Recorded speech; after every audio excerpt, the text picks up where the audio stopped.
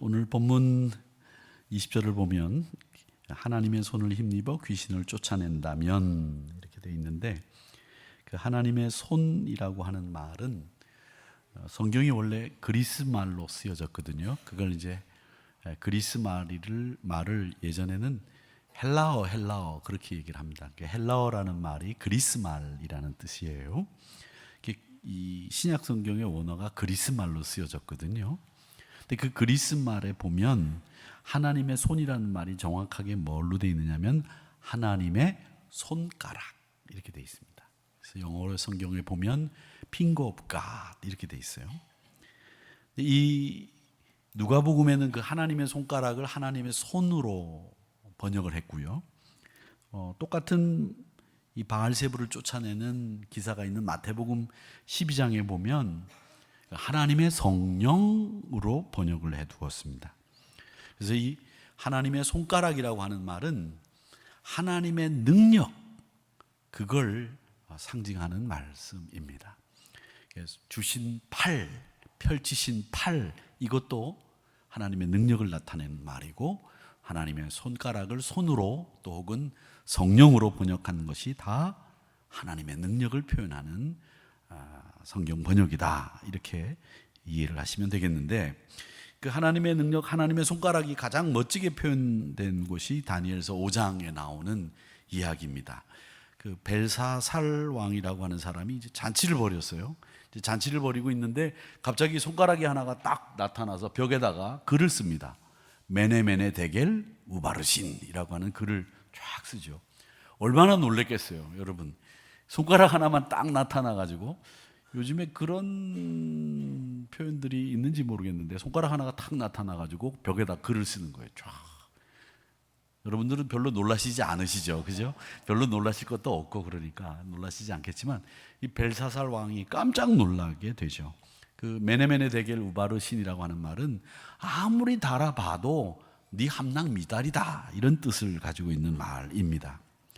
또 예레미야 32장에 보면 큰 능력과 펴신 팔로 천지를 지으셨사오니 라는 표현이 나오는데, 이 펴신 팔도 하나님의 능력을 나타내는 말이죠.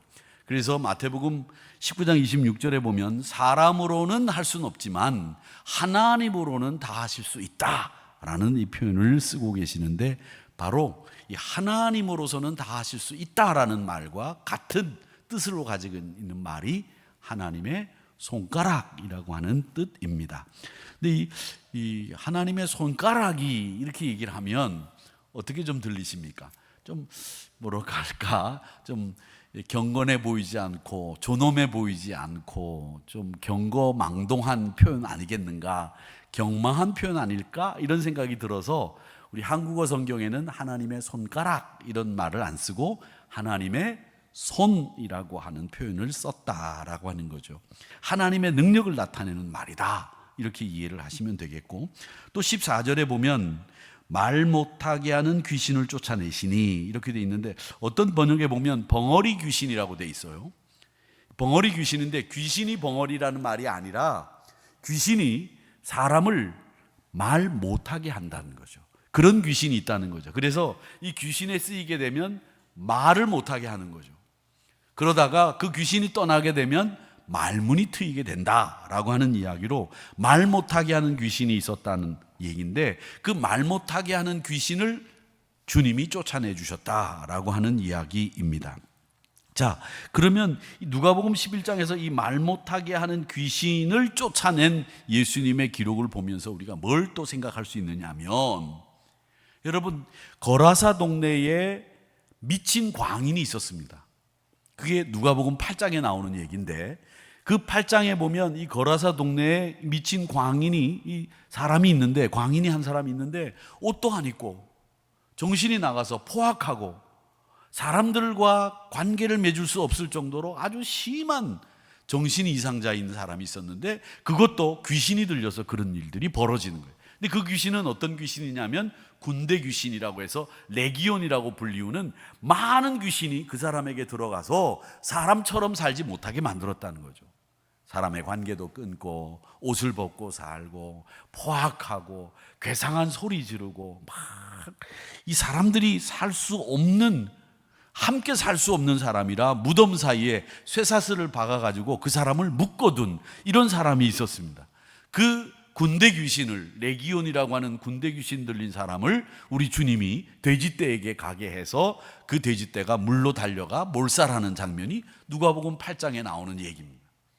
그리고 11장에 이 말 못하게 하는 귀신이 있다고 하는 이 이야기를 보면서 여러분 어떤 생각이 드시는지 모르겠습니다만, 저는 이 귀신이라고 하는 사탄, 악한 존재라고 하는 것이 지금도 여전히 활기차게 활동하고 있다는 것을 여러분 기억하셔야 됩니다.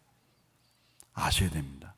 지금은 귀신이 없고 사탄이 활동하지 않고 마귀가 우리를 넘어뜨리려고 다가오지 않는다, 이런 안일한 생각을 하시면 안 됩니다. 8장에서도 나왔던 이 마귀와 귀신의 이야기가 11장에 또 나온다는 이야기는 이 쉴 새 없이 활기차게 이 악한 세력들이 활동하고 있다는 말입니다. 사탄은 오늘도 하나님은 없다고 외치게 만들고 있고, 사악한 귀신은 그 입술로 하나님을 찾는 법이 없고요, 하나님을 찬양하는 법이 없고요, 자기 필요를 위해서 하나님 앞에 구하는 기도의 자리에 가는 법도 없고요, 그 혀를 가지고 감사하는 법도 없는 것이 사탄의 짓입니다. 누가복음 8장에서 그 레기온이라고 하는 군대 귀신 들린 사람, 그 사람의 이야기가 나오고 11장에 또 이야기가 나오는 것은 귀신이 계속 지속적으로 여러분들을, 마귀가, 사탄이 여러분들을 괴롭히고 여러분들을 실족시키고 여러분들의 신앙생활을 방해한다는 거죠. 그 방해하는 세력이 여러분 곁에 있다는 거예요. 때로는 그것이 어떤 모양이 됐든 간에 여러분의 신앙생활과 여러분의 믿음을 굳건히 자리 잡지 못하도록 만드는 것이 다 악한 세력들의 행사라고 하는 겁니다. 모양은 다르더라도 항상 우리를 향해서 유혹하고 넘어뜨리는 방법은 같습니다. 그 같은 방법이 뭐냐? 간교하다는 거예요. 포악하다는 거죠. 비열하다는 거예요. 아주 비열하고 포악하고 간교한 것이 이 마귀와 사탄의 역사라고 하는 겁니다. 피해만 줍니다. 그 중에서 이 사탄이 가장 추악한 게 뭔지 아십니까? 가장 추악한 것은 사람을 괴롭히는 걸 즐긴다는 거예요. 사람이 괴로워하면 가서 도와주고 힘을 내주고 격려를 하고 세워주고 같이 뛰어보자라고 손을 붙잡고 같이 뛰는 것이 이 정상적인 사람인데, 사탄은, 악한 그 세력들은 사람을 괴롭히는 것을 보며 즐겨한다는 거죠. 그 흥부가라고 하는 우리나라 그 국악에 보면 판소리가 있습니다. 그 흥부가의 가사 중에 이런 가사가 있습니다. 이 아픈 사람 뺨 때리기, 응아하고 있는 아기 주저앉히기. 사람을 괴롭게 하는 것을 즐기는 아주 악한 세력들이 옛날부터도 있었던 것 같아요. 어려움 당하는 사람을 더 어렵게 하는 일들, 이게 악한 사탄이 하는 짓들이라는 겁니다. C.S. 루이스의 스크루테이프의 편지, 제가 자주 말씀드리는데, 이 스크루테이프의 편지를 보면 대장 마귀가 제자 마귀에게 편지를 쓰는 거예요. 어떻게 하면 예수에게서 떨어지게 하느냐, 믿음을 잃게 만드느냐, 그 방법을 가르쳐 주는 거예요, 대장 마귀가. 그런데 그 대장 마귀가 이런 편지를 씁니다. 제자인 마귀에게. 야, 인간이 변하는 걸 굉장히 좋아해. 그래서 그 변하는 거에 맞춰서 하나님도 자꾸 변한다고 가르쳐라. 이게 마귀의 전략이라는 거죠. 하나님의 사랑은 변함이 없습니다. 하나님은 우리를 지켜보고 계십니다. 하나님은 여러분을 늘 항상 붙잡아 주십니다. 이런 거를 의심하게 만들게 하라는 거예요. 그게 마귀가 우리에게 주는 마음이라는 거죠. 또 이 대장 마귀가 제자 마귀에게 이런 말을 합니다. 야, 있잖아, 우리가 현재에 충실해야 미래가 아름답고 복된 일이 생기게 되는데 근거 없는 희망의 무지개를 막 쏴대라는 거예요.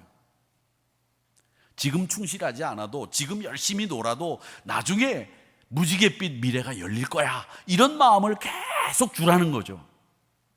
현재를 즐기게 만들어야 미래가 폭삭 망한다고 하는 것을 알기 때문에 인간들에게 무지갯빛만 보여주고 현재 즐기도록 만들어주면 그 가운데 우리의 계획을 착 실행시키면 쉽게 우리의 계획대로 따라오게 된다. 이게 대장 마귀가 제자 마귀에게 가르치는 말이에요. 여러분, 이 귀신 마귀가 뭐 하는 짓을 하는 사람들이냐, 하는 인간들이냐, 뭐 인간은 아닙니다만은 뭐 하는 존재냐라고 했을 때 사람을 괴롭게 하고 힘들게 하고 사람을 죽이고 넘어뜨리는 일을 즐기는 존재, 그러면 그건 악한 세력이에요. 그러니까 여러분, 우리가 마귀를 이기는 방법 아셔야 됩니다. 마귀와 사탄을 이기는 방법은 여러분의 지략과 여러분의 경험과 여러분의 강한 믿음이 마귀를 이기는 게 아닙니다. 절대 아닙니다. 그걸로는 우리가 마귀의 힘을 이길 수가 없습니다. 그렇기 때문에 우리는 항상 조심하고 항상 깨어 있어야 되는데, 이 마귀는 우리가 이길 수 없는 힘을 가지고 있고 강자입니다. 만만하게 보시면 안 됩니다. 그렇기 때문에 그 마귀를 이기는 방법은 하나, 하나님의 손, 하나님의 능력, 그걸 의지하는 방법밖에는 없습니다. 우리 눈으로는 하나님 앙모하셔야 되고요, 귀로는 주님의 음성 들으셔야 되고요, 입술과 혀로는 하나님을 찬양해야 되고요, 우리 형제와 자매를 축복하는 가운데 마귀를 이길 수 있습니다. 이게 마귀를 이기는 방법이에요. 형제를 축복하는 방법이 마귀를 이기는 방법이라고 말씀드리는데, 마귀는 사람에게 항상 비난하게 하고 사람을 욕하게 하고 사람의 부정적인 면을 바라보게 하고 사람의 단점을 바라보게 하면서 그 사람과의 관계를 자꾸 깨트리고 벽을 쌓게 만드는 것, 그게 마귀가 하는 짓이에요. 그런데 우리 그리스도인들은 형제를 축복하고 포용하고 그의 단점을 위해서 기도해주고 안아주고 그를 다시 회복시켜주는 힘을 보태주는 사람들이거든요. 이게 주님의 사역이었거든요. 그게 주님의 사역이었기 때문에 마귀를 이기는 방법 중에 하나가 형제와 자매를 축복하는 가운데 우리가 마귀를 이길 수 있다는 거죠. 오늘 15절의 말씀에 보면 더러운 말하기를 그가 귀신의 왕 바알세불을 힘입어 귀신을 쫓아낸다, 이렇게 얘기되어 있는데, 사람들은요, 이 유대인들이 예수님이 그 마귀를 쫓아내는 것을 보고 사탄의 속임수라고 생각한 거예요.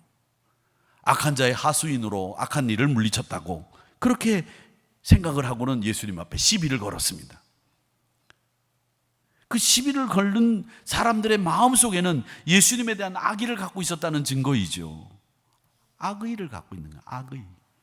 이제 발음이 잘 안 되죠. 악의를 갖고 있다는 것처럼 들릴 수 있는데 악의입니다. 왜 이 의 발음을 잘 못하는 쪽 사람이지 않습니까, 제가. 그래서 그 의 발음이 이 발음이 되게 하는데 악의입니다. 두 번째 반응은 뭐냐면, 야, 너 바알세불의 힘으로 귀신 쫓아냈지? 그리고 두 번째 반응이 뭐냐, 네가 하나님의 능력으로 귀신 쫓아냈으면 표적 보여라. 하늘로부터 오는 표적. 그런데 그게 다 뭐였느냐? 오늘 말씀에 16절에 예수를 시험하여입니다. 시험하여. 더 두고 보자. 이게 진짜 네가 하나님의 능력으로 한 건지 보자라는 거죠. 오늘날 이 두 가지의 반응은 우리 사람들의 반응과 우리들의 입장을 그대로 보여주고 있는 거예요.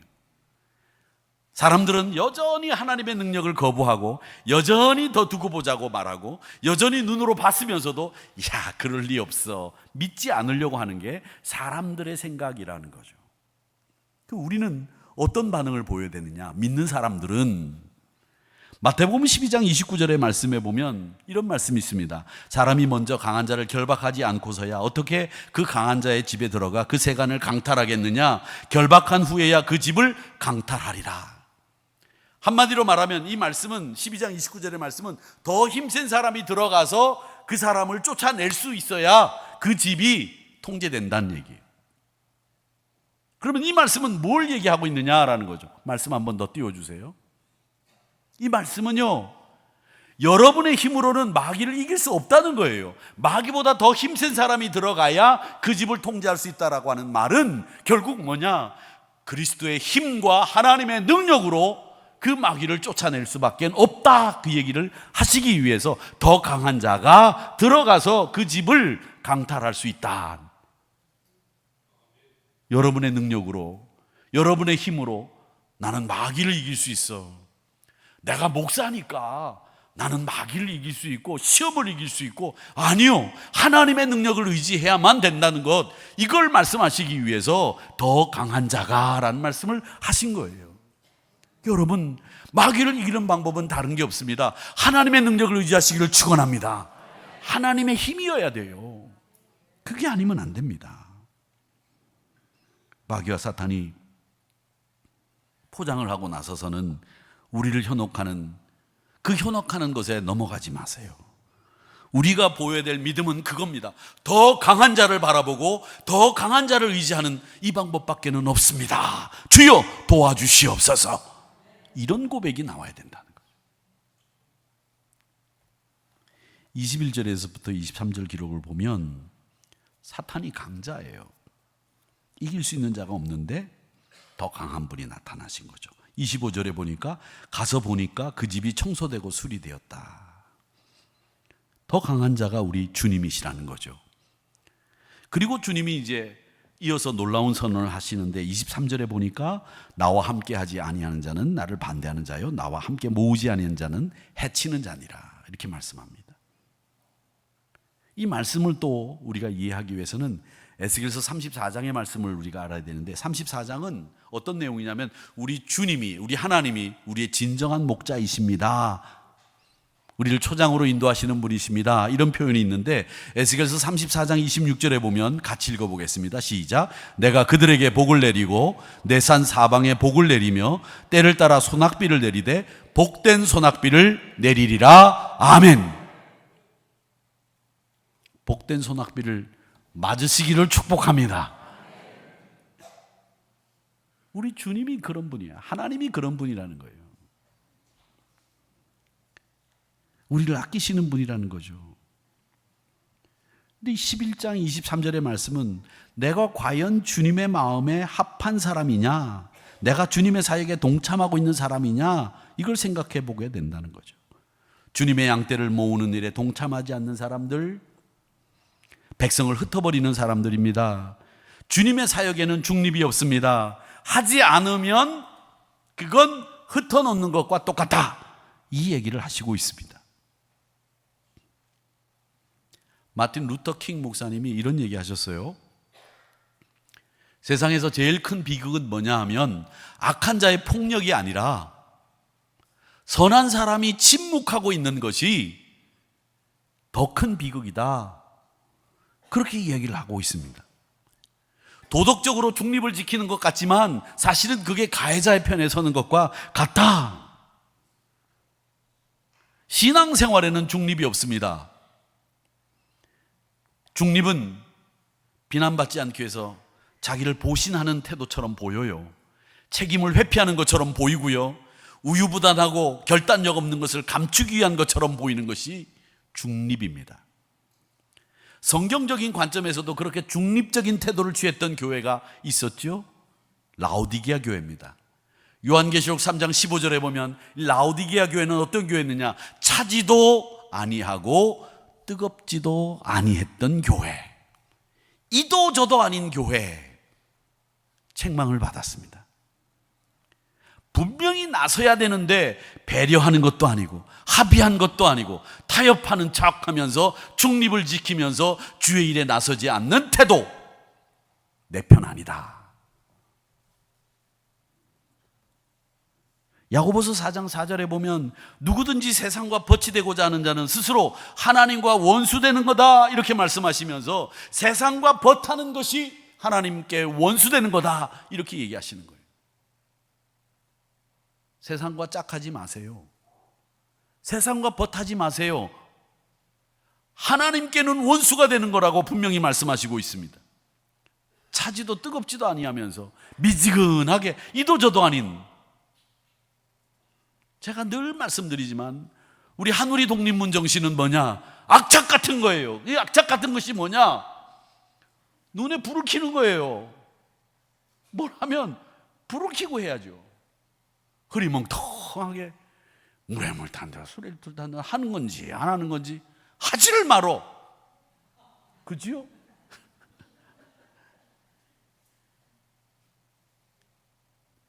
영적인 중립은 없습니다. 하나님 편에 서야 된다. 그 영적인 중립적인 태도는요, 죄에 대해 무관심해질 수 있고요, 무감각해질 수 있고요, 죄와 동화될 수 있는 여지가 막 생기게 돼요. 하나님은 회색이 아니라 분명하고도 확실하게 거룩을 원하신다는 것을 기억하시기를 축원합니다. 주님과 함께하지 않는 자는 반대하는 자라는 말씀을 분명히 명심하시기를 바랍니다. 그리고 이제 마지막으로 다룰 말씀은 27절인데, 이 말씀을 하실 때에 무리 중에 한 여자가 음성을 높여 이르되, 소리를 쳤다는 얘기죠. 당신을 뵌 태와 당신을 먹인 젖이 복이 있나이다 하니, 이렇게 말씀하십니다. 그러니까 이 말씀은 예수님의 어머니가 아기를, 예수님을 가지셨잖아요. 그러니까 예수님의 어머니 마리아를 칭송하는 말처럼 들립니다. 그래서 천주교에서는 이 말씀을 가지고 마리아를 칭송하는 말이다, 이렇게 얘기를 하는데 아니에요. 아니에요. 예수님 당시 사람들을 칭찬할 때, 사람들을 모욕할 때 어떻게 했느냐면, 만약에 그 사람을 칭찬하려고 하면 그 사람을 칭찬하는 게 아니라 그 사람의 어머니를 칭찬했어요. 아시겠습니까? 그 사람을 모욕하려면 그 사람의 어머니를 모욕해서 극한 모욕을 줬단 말이죠. 그러니까 지금 이 이야기는 이 여인이 큰 소리로 당신을 뵌 태와 당신에게 젖을 먹인 그분은 복이 있습니다 라고 하는 말은 사실은 예수님을 향해서 칭송하는 말이었어요. 마리아를 칭송하는 말이 아니라는 거죠. 그게 이스라엘 예수님 당시 풍습이었어요. 왜 우리도 이런 말 하잖아요. 아버지하고 아들이 딱 와요. 그런데 아버지하고 아들이 딱 왔는데 어떻게 칭찬을 합니까? 여러분 어떻게 칭찬하세요? 와, 아들이 아버지보다 훨 낫네, 그렇게 칭찬하죠. 어머니하고 딸이 와요. 그런데 딸 보고, 야, 딸이 엄마보다 훨씬 이쁘다, 이렇게 해야 딸도 기분 좋고 엄마도 기분 좋은 거예요. 그런데 아들하고 아버지가 딱 왔는데, 와, 아들이 아버지보다 못하네, 그럼 이게 아버지 칭찬하는 말도 아니고 아들 욕하는 말이잖아요. 둘 다 욕하는 말이 되는 거예요. 그러니까 여러분 칭찬할 때 잘하셔야 돼요. 왔는데 실제로 아들이 아버지보다 못한 경우가 왕왕. 그래도 우리가 얘기할 때 칭찬하려면, 와, 아들이 아버지보다 낫다, 이렇게 말을 해야 되는 것이 우리의 칭찬법이잖아요. 그렇듯이 이스라엘 당시의 칭찬법은 그 사람을 칭찬할 때 어머니를 칭송하고, 그 딸을 칭찬할 때 어머니를 칭찬하고, 이렇게 했다는 거죠. 그래서 지금 이 말씀 27절의 말씀은 예수님을 찬양하는 말이에요. 자, 그 예수님을 칭송하는 말을 들은 주님이 뭐라고 얘기를 하느냐라고 하는 것과, 이 여인이 지금 분위기가 어떻게 돼가고 있어요. 유대인들이 벙어리가 되어 있는 이 벙어리로 만드는 귀신을 쫓아낸 사람이 말을 하기 시작하니까 다 놀라서, 야, 그 무슨 능력으로 그렇게 한 거냐? 네가 하늘로부터 오는 표적으로 했으면 하늘로부터 오는 표적을 보여라, 이렇게 하고 있는 분위기란 말이죠. 그런데 이 여인이 벌떡 일어나서 당신을 뵌 태와 젖 먹인 사람 복이 있습니다 라고 하는 이 이야기를 할 수 있었던 것은, 이 여인이 먼저는 감동을 받았다는 거예요. 은혜 받았다는 거죠. 또 하나는 그런 분위기 속에서 여성이 일어나서 큰 소리로 외칠 수 있었던 것은 용기가 있었다는 거죠. 용기가 없으면 말 못합니다. 여러분, 사람 앞에 나가서 이야기하는 게 그게 보통 용기가 있어서는 안 돼요. 지금 아무나 한번 나오셔서 여기서 인사말 하라 그러면 무슨 인사말을 해요?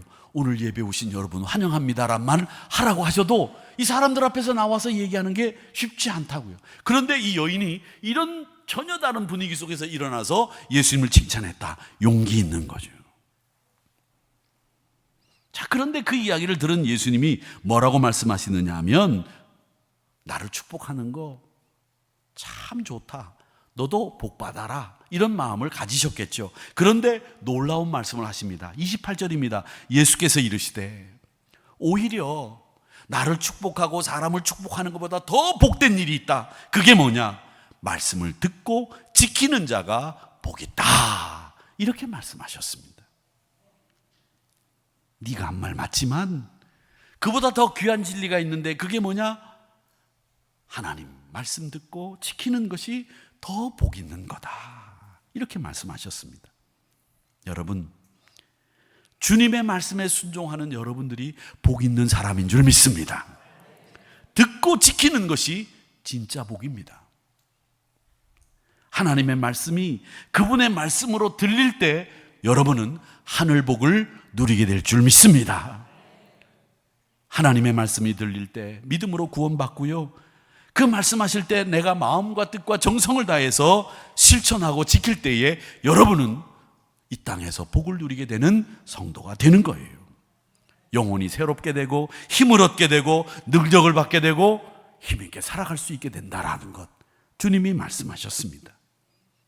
물론 누구를 축복하는 일도 참 좋은 일이지만 그보다 더 복된 일은 바로 이렇게 말씀을 듣고 지키는 그분이 복 있는 사람이라고 하는 이 말씀을 통해서 여러분의 영혼이 새로워지시고 여러분이 다시 한번 힘을 얻는 놀라운 한 주간, 놀라운 6월 되시기를 축복합니다. 그래서 이 6월 무더워지기 시작을 하는데 여러분 힘있게 무더위 잘 이기시고 말씀 듣고 지켜서 승리하시는 멋진 한 달이 되시기를, 또 멋진 여러분의 삶이 되시기를 축복합니다.